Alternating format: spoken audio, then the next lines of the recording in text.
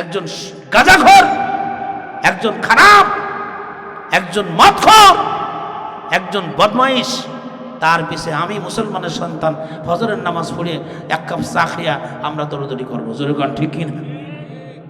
বন্ধুরা আমার, সুম্মাস্তাকামু কাকে বলে? ঈমান। আপনার এরকম ঈমান আছে কিনা দেখেন দোস্তরে আমার। এবার ফেরাউন যেটা করলো সেটা হলো তলোয়ার বের করে বড় মেয়েটাকে জমিনের মধ্যে তার চুল ধরে জমিনের মধ্যে ফেলে হাতে থাকা তলোয়ার খানা দিয়া আমার ভাইরা মেয়েটার শরীর থেকে তার মাথাটাকে আলাদা করে দিল, মেরে ফেললো, তারে জবাই করে ফেললো। আমার ভাইরা মার সামনে সন্তান জবাই করে দিল। দোস্তরে, মার সামনে সন্তান জবাই করে দিলে পৃথিবীর কোনো মা কি সহ্য করতে পারে? আরো জোরে কোন পারে নাকি? মার মতো আপন এই পৃথিবীর মধ্যে আর কেউ নাই নাকি? আছে? আছে নাকি? জোরে কোন। আমার ভাইরা বন্ধুরা আমার, আল্লাহ সে কথা বলেছেন, ইম্মা ইয়াবলুগান্না ইনদাকাল কিবারা আহাদুহুমা আও কিলাহুমা ফালা তাকুল লাহুমা উফিন ওয়ালা তানহারহুমা ওয়াকুল লাহুমা কাওলান কারীমা। আল্লাহ বলছেন তোমার মা বাবার মধ্যে দুইজনের মধ্যে একজন যদি মুরব্বী হয়ে যায়, বৃদ্ধ হয়ে যায়, বৃদ্ধা হয়ে যায়, তাহলে তাদের সামনে তুমি এমন কথা বলো না যেই কথা বললে তারা উফ শব্দ ব্যবহার করে, অথবা তুমি তাদের কথাই উফ শব্দ ব্যবহার করবে না। তারা কোনো আদেশ করলে আমি এটা পারতাছি না, উফ করার অর্থ হলো আমি এটা পারলাম না, অস্বীকার করে ফেলা, বা এটা সে কাজে রাজি না থাকা। বললো আপনি জিনিসটা নিয়ে আসে, না আমি পারতাছি না, এটা আমার দ্বারা সম্ভব না, এরকম বলি ফেলে না? কি বলেন? বলি ফেলে। দোস্তরা আমার, ওদিকে আমার অজনায় দুঃখ যাব না, তো বলছিলাম মা কি জিনিস, বাবা কি জিনিস। আল্লাহ রাব্বুল আলামিন বলছেন আকুল্লাহুমা কাওলান কারীমা ফালা তানহারহুমা, তাদেরকে ধমক দিবে না, ধমক দিবে না। আছে না এমন ধমক দেয় না? অনেক আছে ধমক দেয়, মারে ধমক দেয়, তুমি কি বুঝো? আল্লাহ বলেন আকুল্লাহুমা কাওলান কারীমা, মিষ্টি মিষ্টি নরম নরম কথা বলবে। তো বলছিলাম আমার ভাইরা, মার সামনে সন্তানটাকে জবাই করে দেওয়া হলো।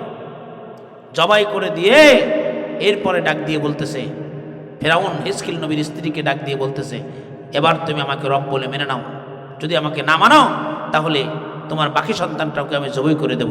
মহিলা চোখের পানি ছেড়ে কান্না করতেছে আর বলেছি তো আমার সব সন্তান, কেন হাজার সন্তানও যদি থাকে সবগুলো কেউ যদি জবাই করে দেওয়া হয় আমি তোমাকে রব বলে মানতে পারি না, কারণ তুমি আমার রব নাও। জোরে বলেন ঠিক কিনা?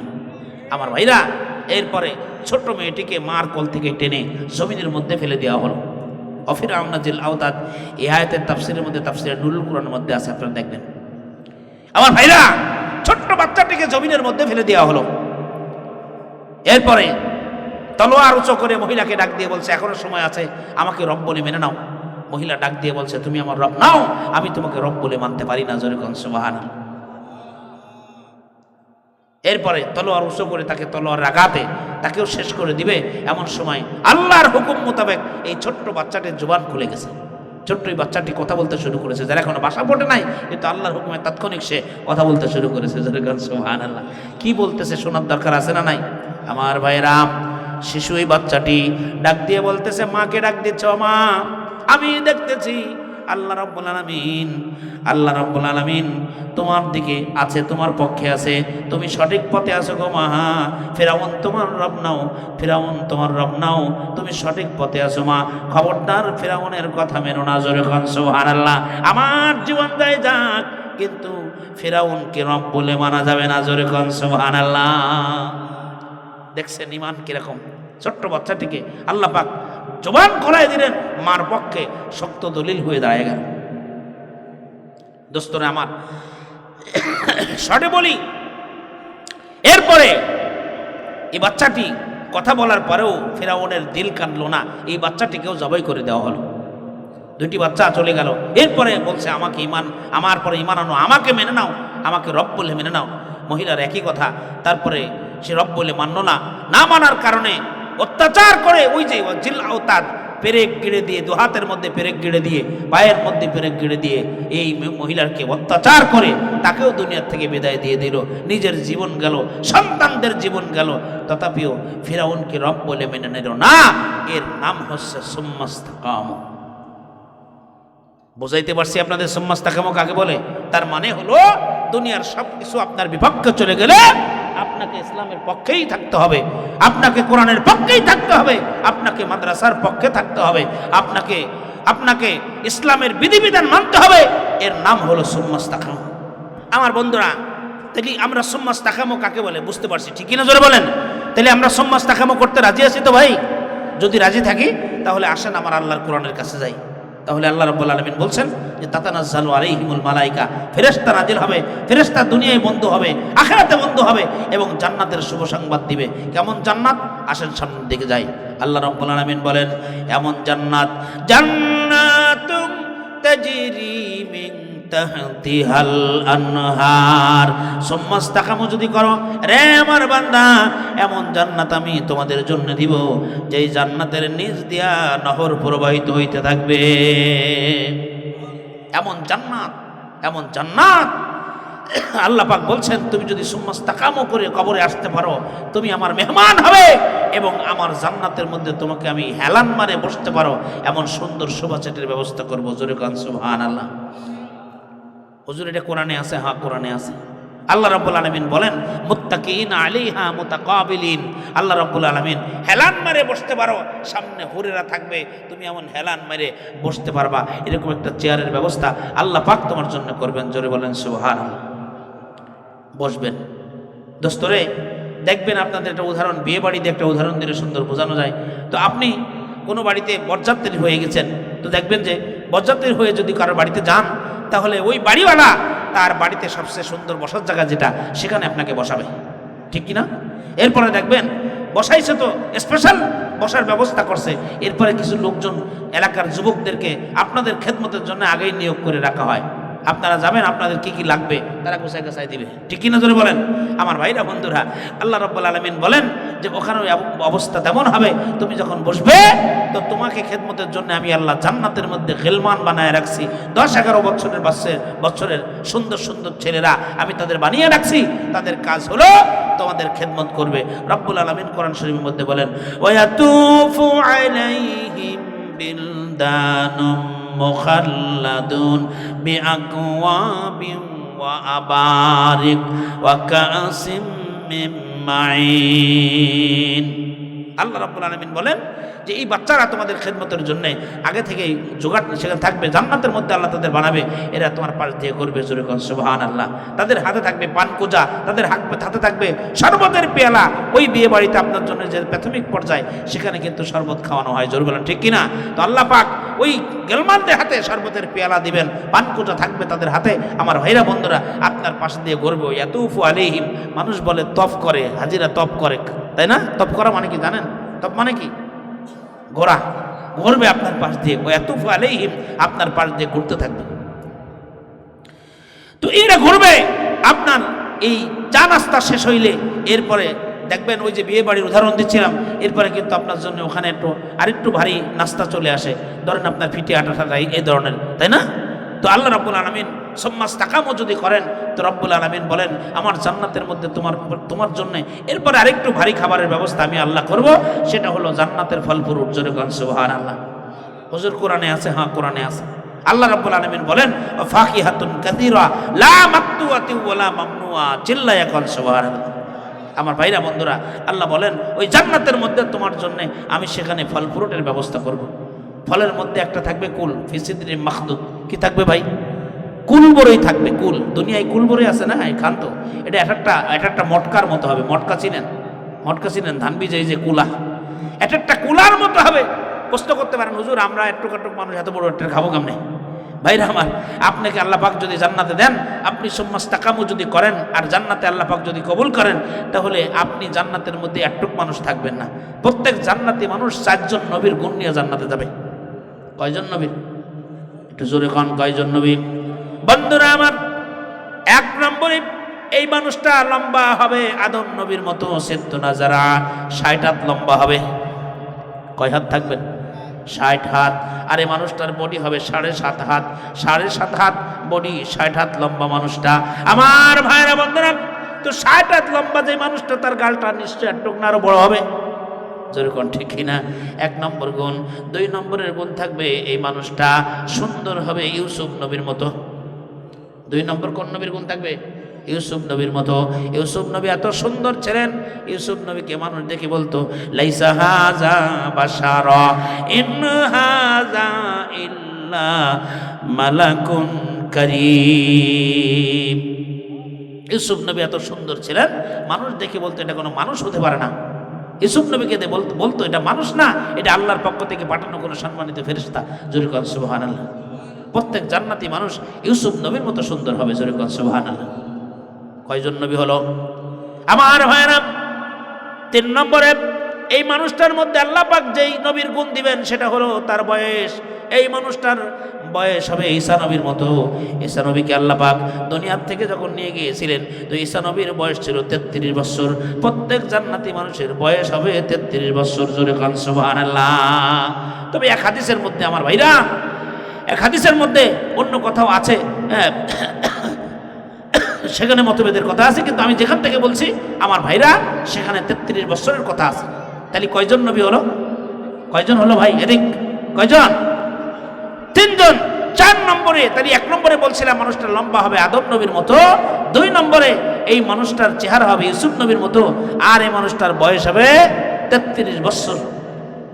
4 নম্বরে যে গুণটা থাকবে সেটা হলো এই মানুষটার চরিত্র থাকবে আমার আপনার নবী, বিশ্ব নবী, আখেরি জামানার নবী, ইমামুল মুরসালিন, শাফিউল মুজনাবিন, নবী মুহাম্মদ রাসূলুল্লাহ সাল্লাল্লাহু আলাইহি ওয়াসাল্লামের মতো তার চরিত্র থাকবে। নবীজির চরিত্রে চরিত্রবান হবে। জোরে বলেন সুবহানাল্লাহ। তাহলে 4 জন নবীর গুণ নিয়ে একজন মানুষ জান্নাতে যাবে। তো বলছিলাম আমি আল্লাহ পাকের মেহমান, সুম্মাস্তাকামু করার কারণে আল্লাহ পাক জান্নাত দিবেন। তো জান্নাতের মধ্যে কুল দিবেন, এটা মটকার মতো হবে। তো মটকার মতো কুলটা খাবেন কেমনে বলতে গিয়ে বললাম, তো যেহেতু মানুষটা 60 হাত লম্বা হবে, 7.5 হাত বডি হবে, নিশ্চয়ই তার গালটা একটু থাকবে না, বড় হবে। কথা ঠিক কিনা জোরে বলেন আমার ভাইরা। তো এরপরে ফল পূরণ। আল্লাহ বলেন লা মাকতুআতি ওয়ালা মামনুআ। এই ফল এমন হবে যে সিজন থাকবে না, সব সিজনে সব রকমের ফল পাওয়া যাবে। যেমন এখন আমের সিজন না, কিন্তু ওখানে আমের সিজন না, আপনি আম পাবেন। কাঁঠালের সিজন না, কাঁঠাল পাবেন। আমার ভাইরা, যে কোনো সিজনে যে কোনো ফল পাওয়া যাবে। সুবহানাল্লাহ। আল্লাহ বলেন ওয়ালা মামনুআ, তুমি একটা যে খাবা, মনে করো এই বাগিচা তোমার, আর একজনের বাগিচা এই পাশে, তুমি সেখান থেকে একটা পাড়িয়ে খাওয়া, তোমার কেউ না করবে না, কেউ বলবে না এই আমার বাগিচা আইছিস কেন, ওয়ালা মামনুআ, কেউ আপনারা মানা করবে না। জোরে কোন সুবহানাল্লাহ। তো আমার ভাইরা, তাহলে ফল পূরণের ব্যবস্থা, ওই বিয়ে বাড়ির উদাহরণ দিচ্ছিলাম যে এই হালকা নাস্তা হওয়ার পরে এরপরে কিন্তু ভারী খাবার আসে, গোশত যা কিছু রান্না করছে আমার ভাইরা, ফিরাই মিরাই যা কিছু সব চলে আসবে, ঠিক কিনা জোরে কর। তো আল্লাহ পাক কোরআন শরীফের মধ্যে বলছে তুমি যে আল্লাহ পাকের স্পেশাল মেহমান, দুনিয়ার মধ্যে সুম্মাস্তাকামু করেছিলে, ঈমানটাকে মজবুত রেখেছিলে, এই জন্যে আল্লাহ পাক আপনার জন্য এই জান্নাতের মধ্যে এবার ভারী খাবারের ব্যবস্থা থাকবে, পাখির গোশত। জোরে কোন সুবহানাল্লাহ। হুজুর কোরআনে আছে? হ্যাঁ কোরআনে আছে। আল্লাহ রাব্বুল আলামিন বলেন ওয়ালাহমি তায়রিম মিম্মা ইশতাহুন। আল্লাহ বলছেন পাখির গোশত। সুবহানাল্লাহ বলেন। এই পাখিটা এত বড়, এটা বলে শেষ করে দিচ্ছি দোস্তরা আমার। পাখি এত বড় হবে, এত বড় হবে যে পাখিটা উটের মতো, তাফসীরের মধ্যে আসছে বখতে উটের মতো হবে এই পাখিটা। আর এই পাখি বসে থাকবে জান্নাতের মধ্যে। তুবা নামক গাছ থাকবে। কি গাছ? তুবা গাছ। জোরে বলেন কি গাছ? তুবা গাছ। এই গাছ এত বড় হবে, জান্নাতের মধ্যে যত উঁচু বিল্ডিং থাকবে, যত বড়ই বিল্ডিং হোক, একজন হাফেজ সাহেবকে 6666 আয়াত কোরআন শরীফে পড়ে ফেলতে পারলে সেই এত বড় বিল্ডিং এর পরে চলে যাবে। ভাইরা আমার, এই গাছের শাখা প্রশাখা ওই বিশাল বিল্ডিং এর উপর দিয়ে পড়বে।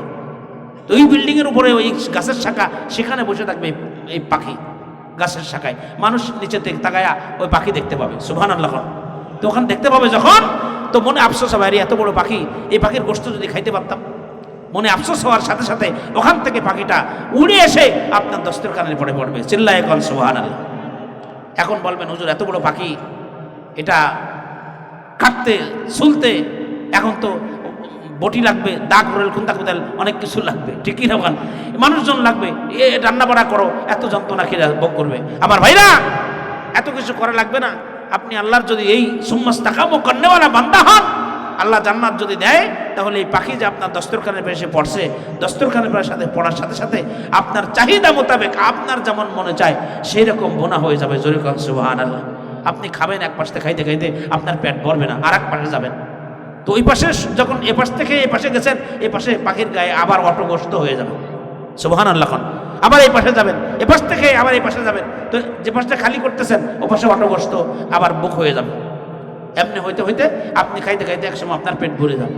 যখন আপনার পেট ভরে যাবে, তো আল্লাহর হুকুমে এই পাখিরা আবার জিন্দা হইয়া উড়ে গিয়ে ওই গাছের পরে বসবে। জোরে কোন সুবহানাল্লাহ। তাইলে সেখানে পাখির গোশত, এখন বলবেন হুজুর তো ওখানে কি গরুর গোশত পাবো? হ্যাঁ, আল্লাহ কইছে তুমি যদি তোমার মনে চায় তাহলে আমার মেহমান হিসাবে সেখানে তুমি গরুর গোশত চাইলে সে ব্যবস্থা করা হবে। আল্লাহ বলেন মা তাশতাহি আনফুসুকুম, তোমার মনের মধ্যে যদি চাই গরুর গোশত, সে ব্যবস্থা আল্লাহ করবেন। দোস্তর আমার, তো এত কিছু খাওয়া দাওয়ার পরে এরপরে আমার ভাইরা আপনার জন্য যেটা ব্যবস্থা হবে সেটা হচ্ছে, আপনি যদি চান সেখানে একটু ভালো ভালো খাওয়ার পরে একটু শুইতে মনে চায় না রে ভাই, মনে চায় একটু গড়াগড়ি দিলে ভালো হইতো। আল্লাহ রাব্বুল আলামিন বলেন ওখানে গড়াগড়ি দেওয়ার জন্য স্পেশাল বিছানার ব্যবস্থা তোমার জন্য করেছি। আল্লাহ পাক কোরআনের মধ্যে বলেন অফরুশিম মারফুয়া, উচ্চ উচ্চ বিছানা, উচ্চ জাজিম মার্কা খাটের ব্যবস্থা আল্লাহ পাক সেখানে করেছেন। জোরে কোন সুবহানাল্লাহ।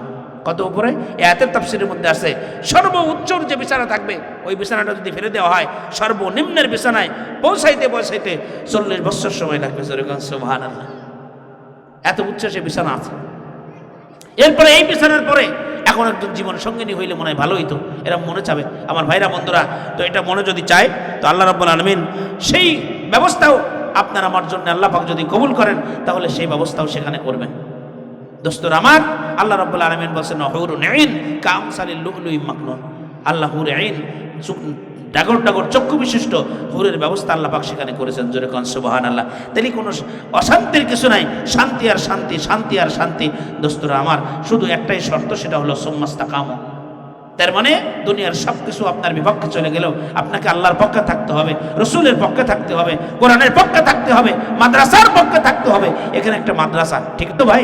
এই মাদ্রাসার উদ্যোগে মাহফিল হচ্ছে, এই মাদ্রাসাটা ধরে রাখার দায়িত্ব আপনাদের, মাদ্রাসার বাচ্চা দেওয়ার দায়িত্ব আমাদের, আপনাদের।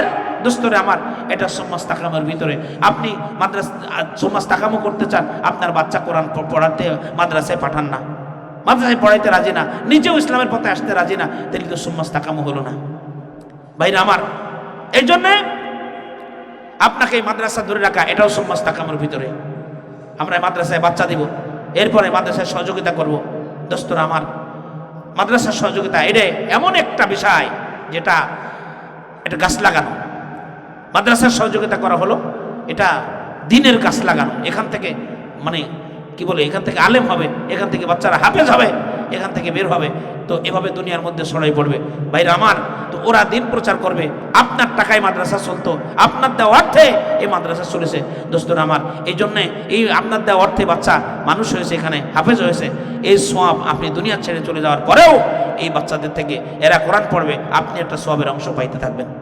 তো দিনের এই বাগিচাটা আমরা ধরে রাখবো না ইনশাআল্লাহ, ধরে রাখবো না ইনশাআল্লাহ ভাই। তো দোস্তরা আমার, যেহেতু হজরত এসেছেন, এই জন্যে আমি আর সামনে ওনাকে কষ্ট দিতে চাই না। তো যতটুকু কথা বললাম, আমার সারসংক্ষেপ কথা হলো আমার ভাইরা, যে আমরা যদি ইমানের পরে বলিয়ান থাকি, ইমানের পরে যদি শক্তভাবে থাকি, তার তো সুম্মাস্তাকামু যদি আমরা করতে পারি, তাহলে আল্লাহ দুনিয়ায় শান্তি দিবেন, আখিরাতেও শান্তি দিবেন। আল্লাহ পাক তা জান্নাতের নিয়ামত দিয়া আমাদেরকে ধন্য করবেন। আমরা পারবো না ইনশাআল্লাহ ভাই, পারবো না ইনশাআল্লাহ। একটা কথা বলে শেষ করব। তো বলে হুজুর আমরা তো এরকম ইমানদার হইতে চাই, অবশ্যই আল্লাহ জান্নাতের নিয়ামত চাই এবং ফেরেশতা আমার বন্ধু হোক, এটা আমরা চাই, কিন্তু হুজুর এটা হবো কেমনে, পথ কেমনে শুরু করব, শুরু করবেন কেমনে, সেই কথাটা আমি বলে শেষ করে দিচ্ছি। দোস্তরা আমার, শুরু করবেন যেভাবে, সেটা হলো সময় হলো 5 ওয়াক্ত নামাজ পড়বেন। কি করবেন জোরে বলেন? সময় হইলে 5 ওয়াক্ত নামাজ জামাতের সাথে পড়ার চেষ্টা করবেন, এভাবে শুরু করবেন। দেখবেন ইনশাল্লাহ আপনার আস্তে আস্তে আপনার ইমান সবল হয়েছে, আস্তে আস্তে আপনার থেকে অন্যায় বিদায় নিয়েছে।